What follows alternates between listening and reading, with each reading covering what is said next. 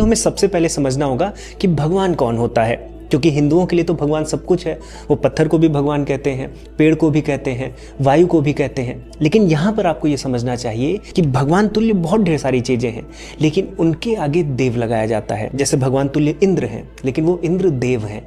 सूर्य को भी सूर्य देव कहा जाता है, चंद्र को भी चंद्र देव कहा जाता है, वायु देव होते हैं, वृक्ष देव होते हैं, और आउट ऑफ रिस्पेक्ट इन्हें भगवान भी कह देते हैं।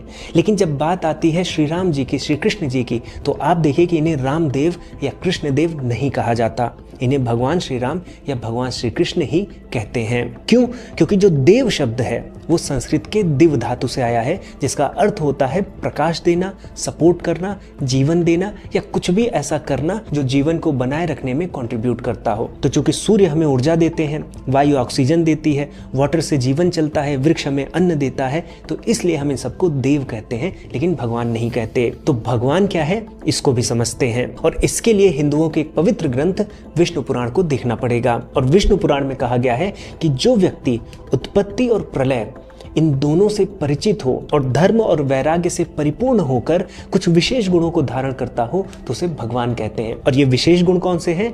ऐश्वर्य, यश, श्री और ज्ञान, इसके साथ साथ धर्म और वैराग्य, जैसा कि बताया गया। तो ये जो 6 विशेष गुण अगर किसी व्यक्ति में है तो उसे भगवान कहा जाता है। अब इसमें ऐश्वर्य का क्या अर्थ होता है? ऐश्वर्य का अर्थ है वैभव, किसी पर अधिकार जमा सकने की क्षमता, शासन करने का गुण। फिर आता है यश, यश मतलब कि आपकी ख्याति, प्रसिद्धि। उसके बाद आता है श्री, श्री मतलब आप साधन संपन्न हैं, समृद्ध हैं। उसके बाद आता है ज्ञान, ज्ञान मतलब आपको नॉलेज है। और फिर आते हैं धर्म और वैराग्य, वैराग्य का अर्थ है अनासक्ति। इतना सब कुछ होने के बाद भी जो उसमें आसक्त ना हो, लिप्त ना हो, वो वैराग्य है। और धर्म क्या है? तो अगर धर्म के विज्ञान को समझना है तो हमें वेदों में जाना पड़ेगा। वेदों में एक कॉन्सेप्ट है ऋत का। ऋत क्या होता है? ऋत का मतलब होता है ये जो पूरा ब्रह्मांड है, ये पूरा ब्रह्मांड किसी नियम से चल रहा है, और वो जो नियम है उनको ऋत कहा जाता है। और जब उन नियम को आप सही सही आइडेंटिफाई कर लेते हैं, जब सत्य रूप में आइडेंटिफाई कर लेते हैं, तो वो सत्य बनता है।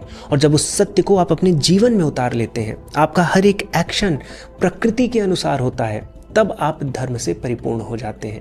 और जब ये 6 चीजें हो जाती हैं तो आप भगवान बन जाते हैं। और अगर आप भगवान श्री राम और भगवान श्री कृष्ण के जीवन को देखें तो उनके कर्मों में, उनके जीवन में हमें दिखता है कि वो धर्म के सिद्धांतों का पालन करते हैं, धर्म की स्थापना करते हैं। ये धर्म वो रिलीजन नहीं है, हिंदू, मुस्लिम, सिख, ईसाई।